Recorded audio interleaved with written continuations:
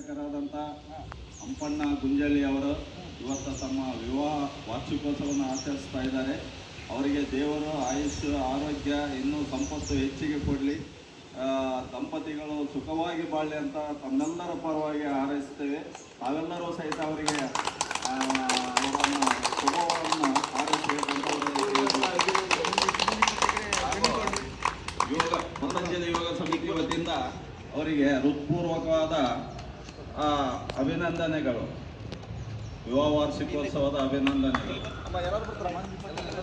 ಅದೇ ರೀತಿ ಇವತ್ತು ಮತ್ತೋರ್ವ ನಮ್ಮ ಹಿರಿಯ ಸಾಧಕರಾದಂಥ ರಾಮರಾವ್ ಆಲಂಪಲ್ಲಿ ಅವರ ವಿವಾಹ ವಾರ್ಷಿಕೋತ್ಸವವನ್ನು ಆಚರಿಸಿಕೊಳ್ತಾ ಇದ್ದಾರೆ. ಅವರಿಗೂ ಸಹಿತ ತಮ್ಮೆಲ್ಲರ ಪರವಾಗಿ ಹೃತ್ಪೂರ್ವಕವಾದ ಅಭಿನಂದನೆಗಳು ಹಾಗೂ ಶುಭಗಳು. ಅವರು ಸಹಿತ ದಂಪತಿಗಳು 3 ವರ್ಷ ಸುಖವಾಗಿ ಬಾಳಲಿ, ಅವರಿಗೆ ದೇವರ ಆಯುಷ್ಯ ಆರೋಗ್ಯ ಸಂಪತ್ತನ್ನು ಕೊಡಲಿ ಅಂತ ತಮ್ಮ